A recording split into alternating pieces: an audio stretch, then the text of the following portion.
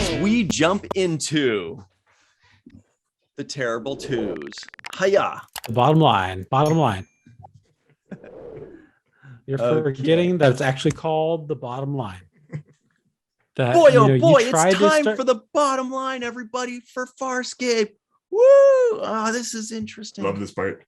I love all the parts. Okay, so it's the final two questions of the show. Okay. And the two most important questions. Michael is uber excited, as he always is, for this segment. It's really just, you could fast forward to just this part and you'd be fine. But don't miss Mohamed's stuff as well. Here we go. Right. Question number one. Michael, here it comes. Fast and Furious. On a scale of 1 to 10, what would you give this first episode of Farscape entitled Premiere? Oh, wait, maybe it is a British thing. I noticed that everybody had an English accent except for the main guy, Ben Browder. Almost like all the bad guys had British accents. The elf lady had an English. Everybody had like an English accent, I noticed towards the end. Really weird. No, I don't think the Peacekeepers had a British accent. I think they did. No, the lady and then the douchey guy behind you, like they both spoke American English. I thought they did. Maybe I'm wrong. I guess we'll just have to watch it a second time. Well, you are wrong, but I got a couple laughs in this episode. So we talked a lot about the things we didn't like, but that's probably to hide that we all really liked it. Oh yeah. There was like when he gets sucked into the magnetic wave or whatever, and he's like floating around. He's like, Canaveral, and he sees like these ships flying by. He's like, Canaveral. Yeah, that was funny. I kind of got a laugh out of that. There was something, I forget but there was some other part that made me laugh. I just wrote down, I know this feeling. I don't know. There was some kind of feeling they were talking about, and someone said, I know this feeling. I hate it. And that was kind of a funny part to me. But I don't remember what feeling they were talking about. Yeah. Compassion. Yeah. Compassion. I know this feeling. I hate it. That was funny to me. So yeah. There was a lot of interesting stuff going on. A lot of interesting aliens. Like when they are on that planet, the merchant, he's got these big mouth and it's like teeth on all sides. And but then this dude didn't even seem fazed by it. He's like a little bit. He's like in shock a little bit, but he doesn't like care about talking to this guy. He's just like, oh, give me money for this thing. I'll sell this to you. Yeah. So there was a lot of good stuff. There was a lot of bad stuff too, but ultimately for me, it came out a little bit ahead. So I give it a 6.75. Oh. 6.75. What a deal. What a deal. All right. What about you, Mohamed, on a scale of 1 to 10? The synth music was great too. So sorry. Yeah, I called it tribal synth music in my notes. I liked it a lot too. I think for me, I think for me, it was okay. I mean, I didn't hate it for sure, but it felt very much just okay. Like it didn't really grab me so much. A lot of parts of it seemed a little derivative, like the Delvians basically were like the Star Trek Deltans.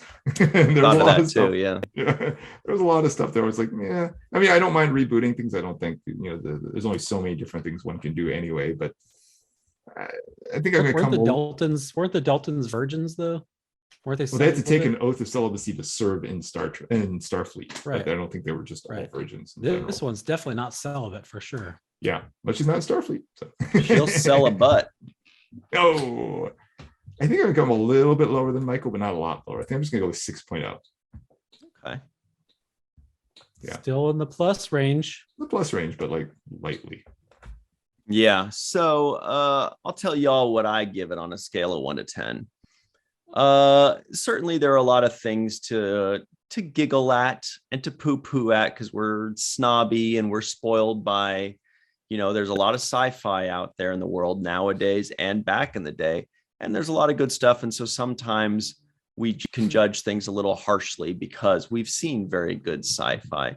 Yeah. And, overall, I'd say that there were more pluses than minuses on this first episode.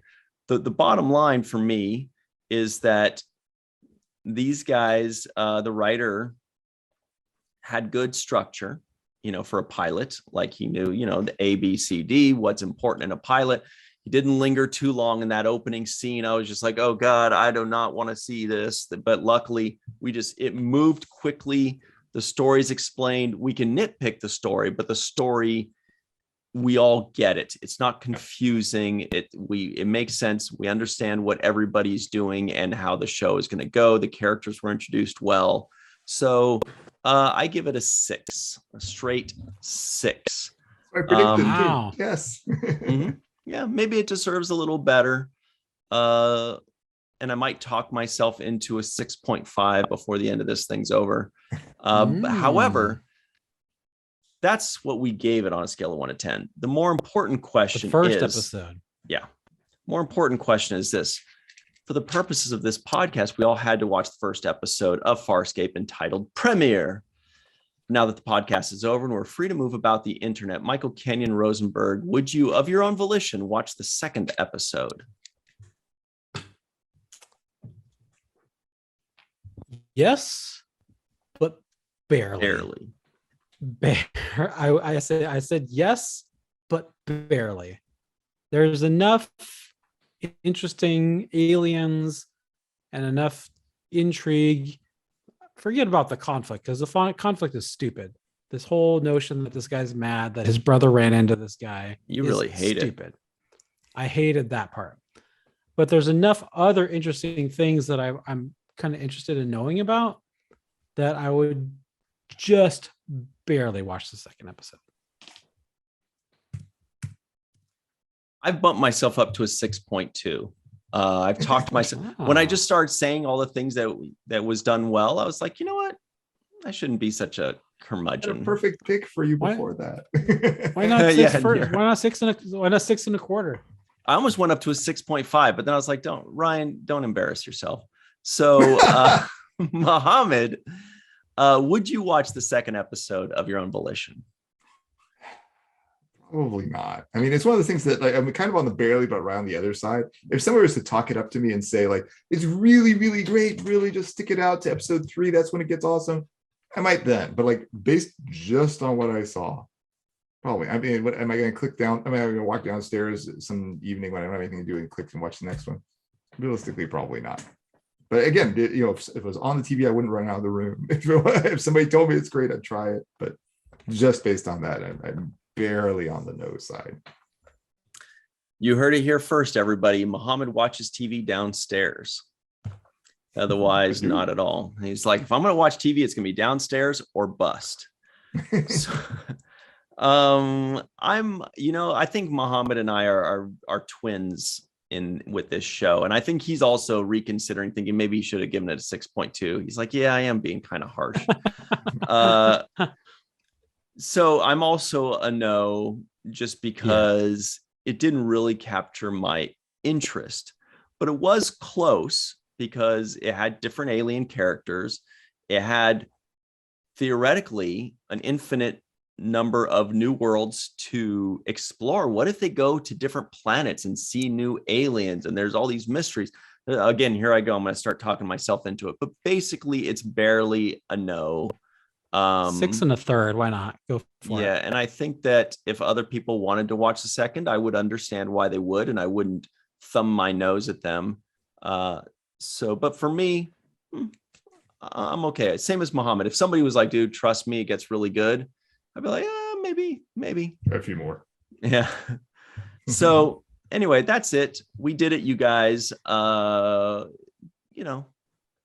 hard to describe this show without kind of shrugging your shoulders to me. I'm like, it's it's right. The show for sure. They made it. People watched it. It was made 20 something years ago, and now it exists. Yep. Didn't cease to exist. Yeah. So I guess that's about it. Michael likes to always remind us to be sure to like and subscribe. Like this video, subscribe to this channel. subscribe to this podcast, give it 5 stars, tell your friends. And sure, yeah. Very importantly, I forgot to mention at the top, and Michael forgot to mention for me to mention or mention himself, that if you'd like us to review a show, in the comments below, just say WTF, type WTF and the show. So you would say WTF Battlestar Galactica, or WTF She-Ra, or WTF what have we did you. She-Ra already. Yeah, we did. Or we did the newer one. Yes. If you want us to watch the old one. And also, parenthetically, let us know where we can find this thing. Is it Netflix? Is it Amazon? Are we going to have to watch a pixelated version on YouTube? Let us know, so that it makes it a lot easier for us to find. If you watch the first Battlestar Galactica, if you have to watch that 3-hour version of the first bit, because remember, it's not. That's why we're not doing Battlestar Galactica. Maybe really maybe the original one. Maybe the original one. Yeah. The original one we can't find online. Otherwise, we've had a few people recommend that one, but we can't find it. I watched it a couple of years ago with my son. I guess it went off. I think we must have watched it on Netflix. If you find it, Dr. Noor, put it in the comments and parenthetically tell us. I feel like I remember seeing it somewhere, but yeah, you're right. Like it must have disappeared. Yeah. I'll look around. Well, and Buck Rogers, WTF Buck Rogers.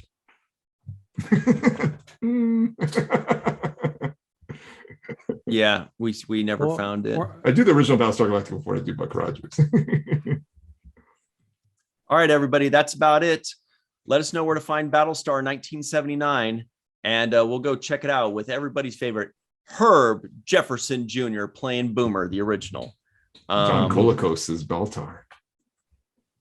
I don't know and what Face that means. As Starbuck. I forget his name, but Dirk Benedict, who's also in the A-Team. Yeah, that's right. His Face. Yeah. Really? Face. Yeah. Face was Starbuck. That's so cool. Yeah. Starbuck. Yeah. There's a scene in the opening of the A-Team where Starbuck must have forgotten. There's a scene in the opening of the A-Team where Face walks by a Cylon at like Universal Studios, and he kind of looks back at it. Oh boy, 80s. You know how to do it. All right. Thanks everybody for joining us. And thank you so much, Dr. Mohamed Noor, for playing with us. You always legitimize this show. So thank you for doing that. Great show. Thanks. Finally. Finally. We'll see y'all next time. Michael, am I forgetting anything? Not really, right? Nope. Okay. Just what I have to say. Yep. This podcast was cool. This podcast was edutainmentful. This podcast was fun, though induced a lot of shoulder shrugging. Mm-hmm. Yeah. So everybody at home, you know what to do. Just remember what Mr. Michael Kenyon Rosenberg always likes to say. Don't forget to register to be an organ donor. I don't have my thing. Don't forget to register to be an organ donor with Donate Life America, donatelife.net. And after you do that, please don't forget to remember to watch the first of things. All right, freeze frame like your favorite character in the show.